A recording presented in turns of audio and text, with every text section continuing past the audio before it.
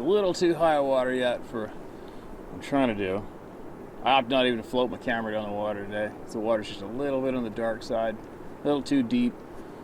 And I've already got lots of real crystal clear river shots with that stabilized camera rig, underwater rig. But anyway, this Thursday I'm heading out, and some real good friends of mine, top of the line outdoors guys. I mean, these guys are savages. And we're going to go to a remote river, and we're going to get the drift boat or a raft down by those great big falls that I showed you in those other video. Somehow we're going to get them in there, and then we're going to hike in there in the morning and drift that whole river, and I'm going to videotape the whole works. It's going to be really good for steelhead. So this is it, last share of the day before I'm going home right after this. So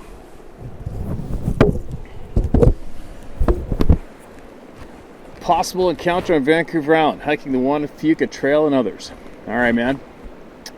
Let's hear what you got. Actually, let me mark that as red so don't screw up.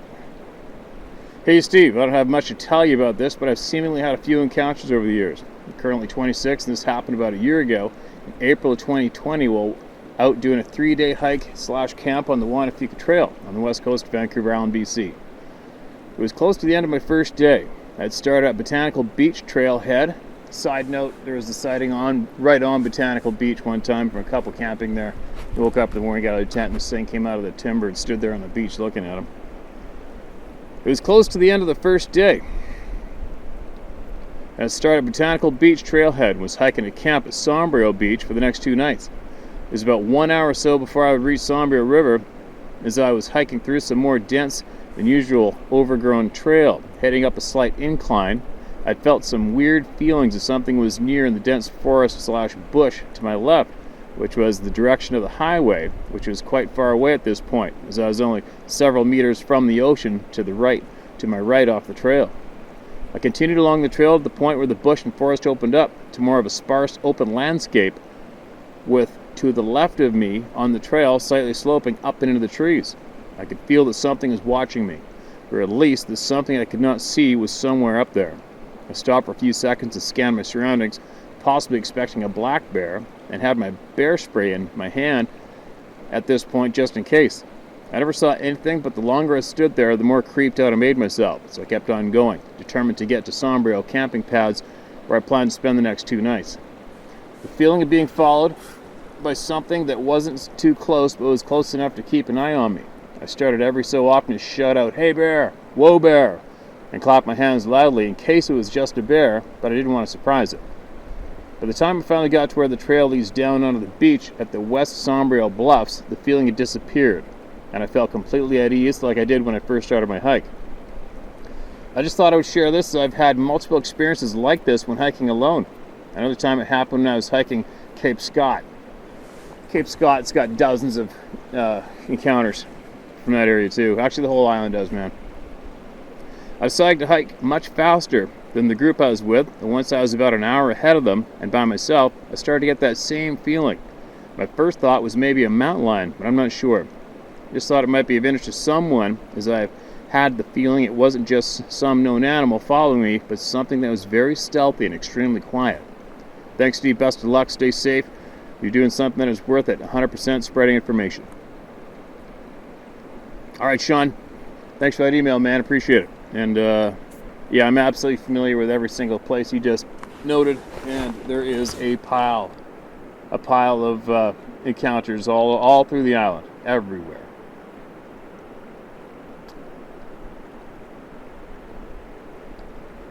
Round table of cardinal knowledge. Knowledge is a familiarity, awareness, or understanding of someone or something, such as facts, skills, or objects.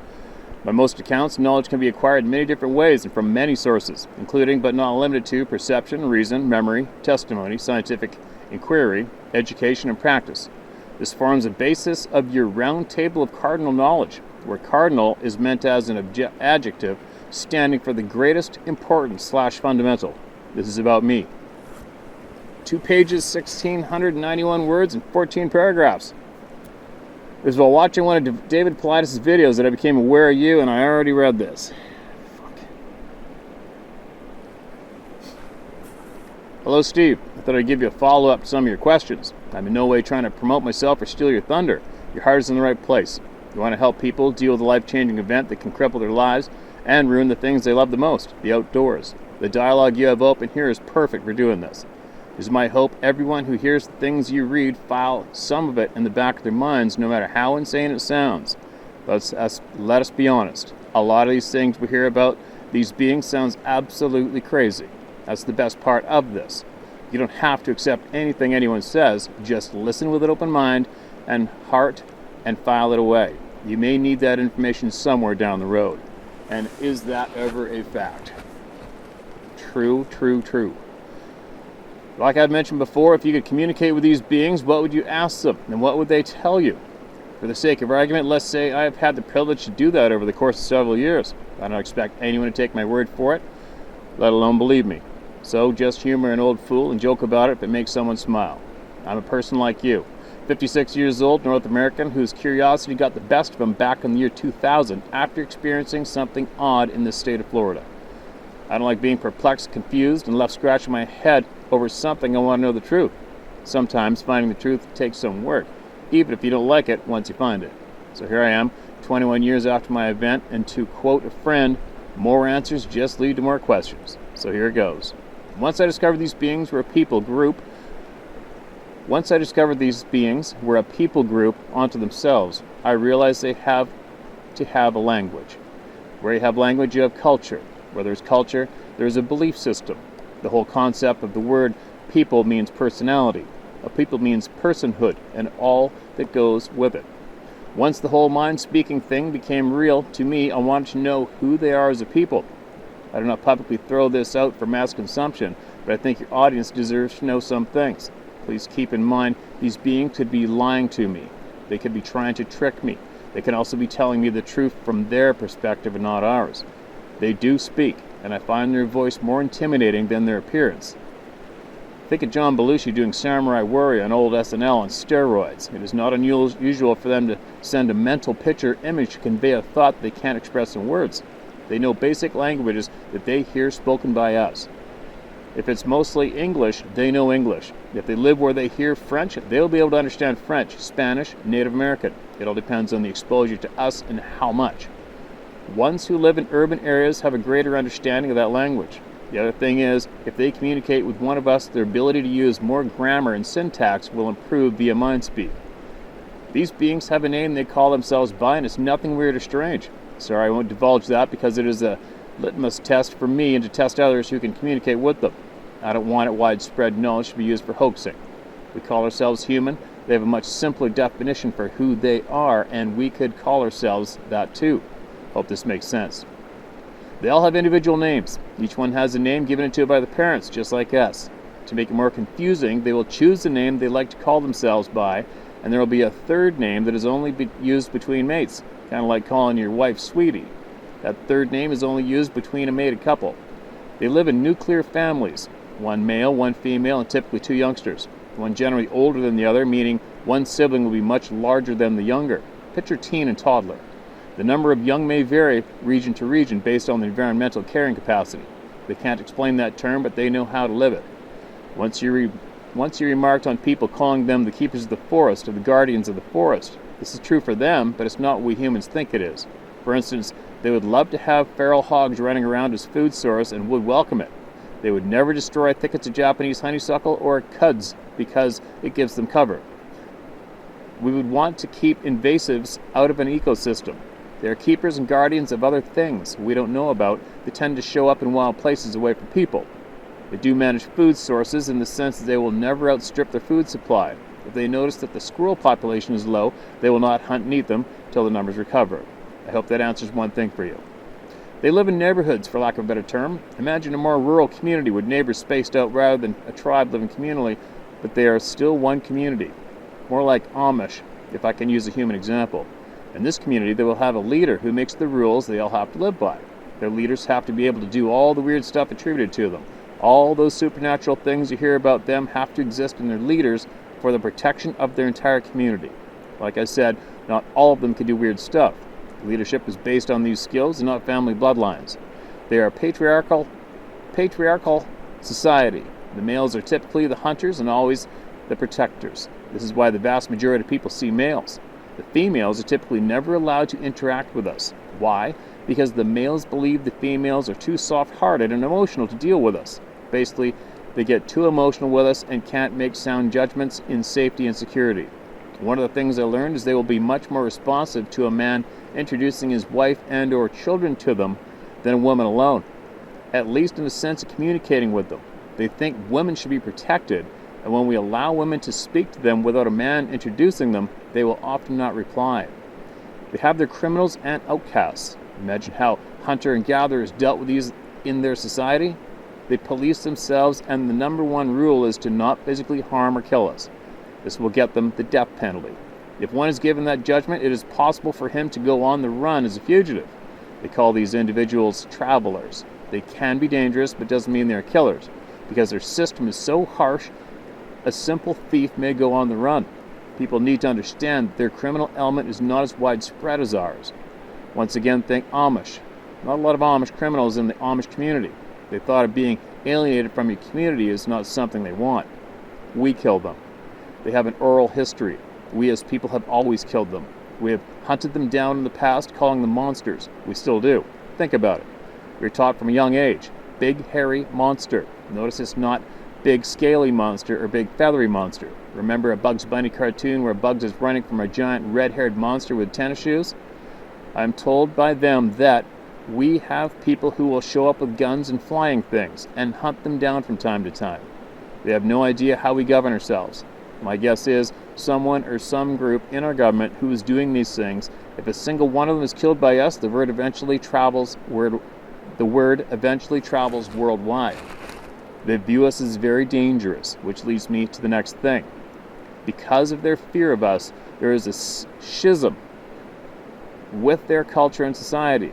One half thinks of us as brothers and worthy of respect. The other half thinks we're worthless traitors to the Creator and not worthy of any respect. The ones who think we're worthless have a real shitty attitude towards us, and because of that, they tend to gather in regions of like-minded individuals. I've been told that the majority of them who live in the Rockies and western half of the United States have this view. They will be deceivers, mockers, and outright standoffish at best. Also remember, as individuals with different experiences, they can have an attitude towards us. The portal thing. They don't call these things portals. They have another word for it. You have to be trained to open and close these and to travel through them. They are dangerous and you can end up in horrible places. If you can't navigate through them, the vast majority of them will not travel this way because of this. But the travelers will. Because travelers do this so much, they are seen as being hardened individuals who are fearless. This is why they say to be wary of the travelers. Their relationship with the so-called aliens, they hate them.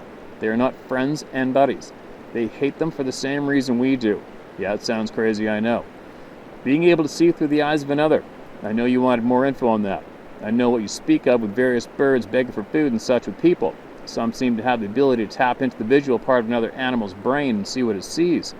They use this to see potential threats. They can do this to people, and if it happens to you, you will know it. I witnessed this firsthand. It was a surprise to me and the person it happened to. They're not supposed to do that to us. It's against the rules. They're supposed to ask if they can. You have to give permission. I mentioned they do this to birds of prey because of the visual acuity they have, especially owls, because of their night vision.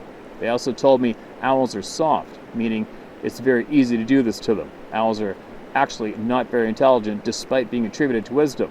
Maybe intelligence is the factor to doing this. I do not know. I will close in saying this. They are not the sum of all wisdom and keepers of hidden knowledge. They are not New Age gurus who have the knowledge to save the universe. They don't even know the world is round. They are very curious about us and how we live. They pass stories around about us, and because of that, they watch us from a distance. They love looking at windows because they are just trying to satisfy all the things they are told about us. They have some strange ideas about us because of what they see. Try to look at it like this. They do not see themselves as naked. They are covered in hair that is clothing to them. They see us as naked, and that's why we have to wear clothing. They know we have weak senses and are unobservant and are creatures of habit. They think we are highly predictable, and we sure are, especially in their environment. They tend not to mind sharing their homes during the day. It's when we go out at night and they get pissed off. To them, it's their time and not ours. They're a cultural anthropologist's dreams. I will tell you that. I am friends with 2 different groups and one isolated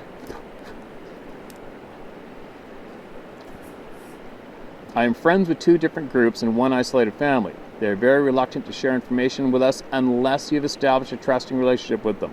It's funny, when they do not want to answer a question posed to them, they will either not say a word or say, "We are not allowed to say."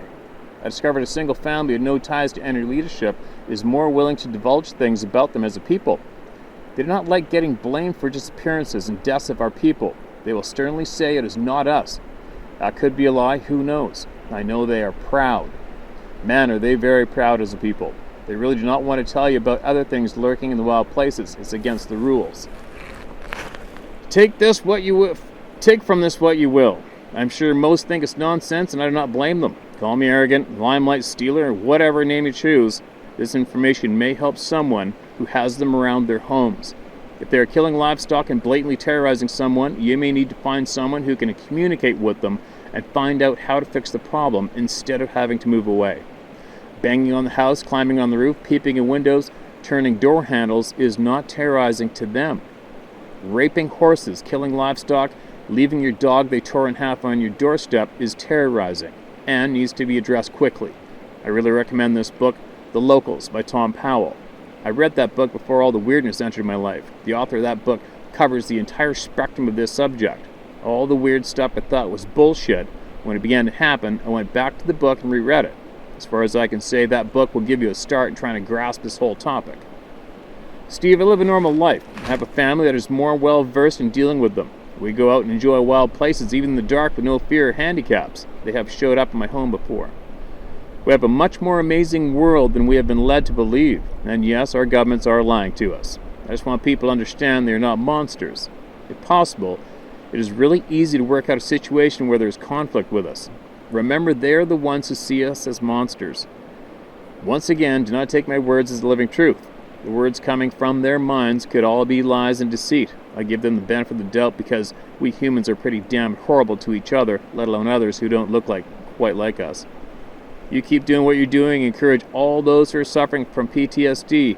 I really hope some of those people glean something from the words you have just read.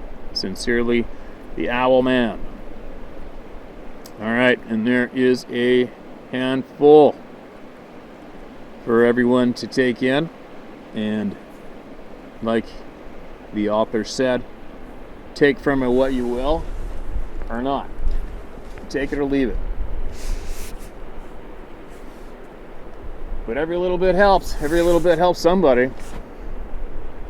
I know I'm gaining multiple pieces to my puzzle. Believe me, if the moment my puzzle pieces come together, I'm going to share that whole thing with you guys clearly. Instantly I get the whole thing put together for sure. If I do, before my ride's up. My ride's almost been up so many times, it's ridiculous. If I manage to stick alive long enough, I'll be amazed. Sasquatch Warriors. Alright, what do we got, man? Hi Steve, I came across the YouTube channel a few days ago and have listened to / viewed a good number of the emails about Sasquatch sightings and experiences. I too have had an experience and have already been able to relate to some of the others who have sent in their emails. I've tried to educate myself a bit about the history of the past sightings and other experiences by listening / watching to whatever has been available. I appreciate you and your channel being this conduit for people who want to share their personal experiences anonymously. The beautiful mountains and scenery in your videos are jaw-dropping, especially to those of us spending most of our time in the urban environments. Although I'm new to your channel, I appreciate this content and your perspective. Alright man, thank you very much for the kind words. My personal experience happened last fall while I was camping at a park in the Midwest. I had made reservations in this park I had previously camped at through a state website. I reserved a site for a couple of nights and was planned on some hiking and fishing. The park area was hilly, wooded, and had a nice river running through it. It's quite scenic. Most of the land in our agricultural state is in crop production. Because of this, large wild wooded areas like this park and the surrounding area are unfortunately limited in this state. When I pulled into the state park to find my camping spot, I saw a sign that pointed out some Native American burial mounds that were close to the entrance of the campground. I was immediately disappointed to know that I had made reservations to basically camp in a cemetery. I felt that this was disrespectful to those buried there and to the tribe of these people, but it was late in the afternoon, didn't have anywhere else to spend the night, so I went in and set up my tent. The tent camping was isolated, away from the larger camping area. It was in September and in the middle of the week, so there were a few campers in the whole park. I was the only tent camper there and was isolated on the edge of the woods, which surrounded most of the tent camping sites. Got all set up and made a fire and grilled some food. It was quiet, and except for a few raccoons that were checking out the campsite, one tried to sneak up behind me as I sat by the fire. Maybe he was trying to tell me something. After getting done with dinner, I pulled all food in the back of the truck and threw a few more logs on the fire. I'd been driving a good bit before getting to the campground, so I was a little drowsy. As I sat alone by the fire and my mind drifted off to thinking about a good friend of mine who was Native American and had passed away the summer before, I'm sure I was thinking of him because of the burial mounds. He was a gracious and kind spirit who was friendly and helpful to others, no matter what race. He was a council member for his tribe and literally gave his all to his family and the tribe. As I sat there by the fire, I actually felt guilty and apologetic for camping in these burial grounds, which are considered sacred of another culture. Anyway, I got tired enough to turn in and went inside the tent and laid down. It was about 11:30 or so. I was about to doze off. All of a sudden, I heard some loud sounds that got my attention and kicked in the adrenaline immediately. I would characterize what I heard as war cries, something like you would hear in a war dance a couple of centuries ago. There seemed to be only one individual making the sounds. He was 50 feet or so away from the tent. Some of the sounds were loud shrieks or screaming, intermingled with sounds that were more like words from an unknown language, like words with meaning. As you can imagine, all these sounds were very shocking and strange to me, but my mind tried to rationalize them. I told myself they had to be a prank or a joke being pulled by another camper as I listened. I'd quickly made my mind up that it was a joke, but then, right before the sound stopped, there was some guttural growling sounds that sounded otherworldly. I really didn't think a human could have made them. Then my mind went back to realizing the sounds may have been made by something else. I was confused, mentally, and grasping for answers. This had happened so fast that I felt no fear. I thought about going outside the tent, but decided against it. Whether it was a prank or some spirit or a Sasquatch, I really didn't want to have anything to do with it. I sounded seriously angry and was trying to scare and intimidate me, like he meant business. After it got quiet for a while, I looked outside but saw nothing. I felt that whomever had made these noises was no one to mess with, whether it was a Sasquatch or some deranged psycho camper. I'm 7 years old, so I don't worry too much. My mind was fatalistic about what had just occurred. I was tired and eventually drifted off to sleep. I wasn't able to rest much. At about 2 o'clock, the same noises began again, except this time they were much more intense. It sounded like they were coming from within a few feet of the tent. There was no mistaking the anger in these shrieks and screams. I've attended several powwows. The primal power of the drums and chanting was the same as primal power I heard in these war cries, but with real anger. I was waiting for the tent to come down. This round went on for several minutes. I don't know why, but I was calm. There was nothing I could have done that could have made any difference. This was an angry, powerful being or spirit. For some reason, I was the subject of his wrath. I assumed it had something to do with the spirits and burial mounds. I thought of my deceased Native American friend's name and called on him spiritually for his help. Also, I guess telepathically, tried to communicate to the angry entity that my friend was a big spirit and I was a good friend of his. And then, as suddenly as it began, it was over. I heard no footsteps or breaking wood. It never hit my tent. I didn't smell any foul odors, although, for some reason, I never got scared. I was very thankful and relieved when this episode was over. I felt the only thing else after that intense intimidation would have been a violent attack and possibly death. I'm getting up there in years, but I have a few more things I'd like to do yet. I thought, surely this ruckus would have disturbed the sleep of the few campers in the RVs, which are about a football field away. After it had been quiet for a while, I looked out the tent window, but saw no lights or activity from the other campers. After another hour or so of quiet, I drifted back to sleep. After all that, I didn't think he would really attack me, since he hadn't already. This Sasquatch spirit had already made me a true believer of me, but the night wasn't over. A little after 4 o'clock, I was awakened one more time. I heard a loud whistling howl from the woods, which was repeated several times, probably from within 100 feet of the tent. This whistle was very pure tone, almost as if it was made by a musical instrument. It was loud and strong. By this point in time that night, I had become a true believer and assumed these whistles that woke me up again were the howl of the Sasquatch or spirit that was at my tent earlier. Then, some other Sasquatches began to make the same similar whistling sounds. These sounds came from 3 or 4, possibly 4 different locations and distances away scattered in the woods. Some were farther off. It was like they were communicating or something. It sounded good, like they were having a concert. Then, in the distance, I heard a train whistle. These Sasquatches must have heard the train whistle a few minutes before I did as the train approached and were inspired to howl. I'm 70. I don't hear the best. Like you, I have tinnitus also. Anyway, there's a highway and railroad tracks running through the hills about a mile from the campground. As the train approached the crossing of the road leading to the campground, it began blowing the whistle a lot, and you could also hear the loud clacking of the wheels on the tracks. The Sasquatches were also increasing the intensity and frequency of their howls as if they were excited by the train whistles and noise. It was almost like they were having fun. They were all whistling it pretty much constantly as the train passed. Then, as the train went down the line and left the valley, the Sasquatch howls died out gradually until it was eventually quiet once again. After my earlier fear factor experiences by the tent, this concert of whistles actually seemed funny and entertaining, although it was mind-boggling. I just shook my head and smiled. I felt that these creatures must have given up on scaring me. It wouldn't bother me anymore that night after being distracted by the train.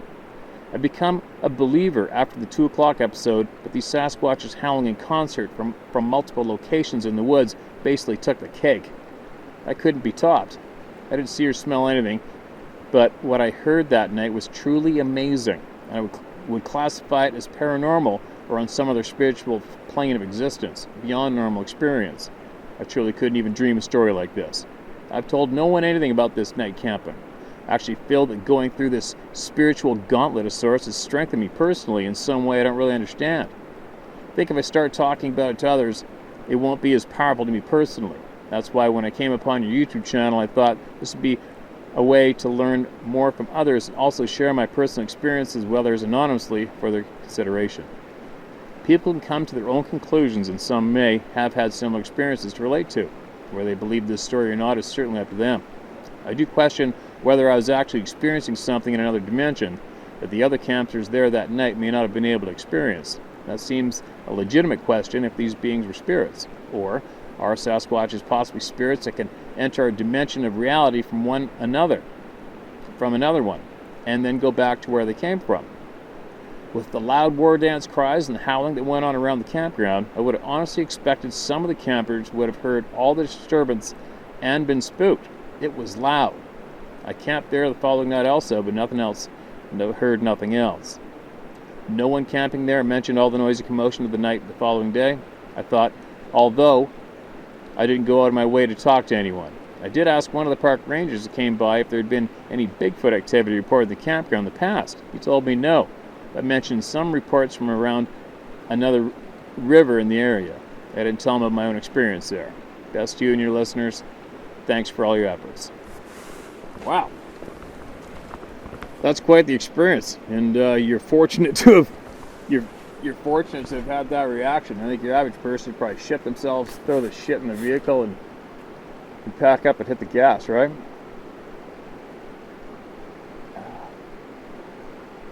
But anyway, take from it what you will, you guys. If that helps put a piece in your puzzle, and so be it. Take it and grab it and use it. If not, there you go. It is what it is.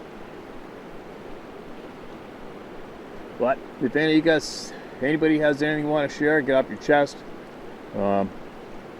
Make sure you share it here at tellmystory@howtohunt.com or sharemystory@howtohunt.com, and I'll get to it. You'll get to it eventually. And it'll get shared, and everybody's going to hear it because it's important. But anyway, I'm done. It's after 4 o'clock. I think I've been up since 5. I'm done. I am hiking out of here and home and getting this out of these waders. No grizzly action yet. I guarantee you they're running around. I haven't seen any prints yet. but it's coming. I'll be showing you guys some grizzly bears soon, without a doubt.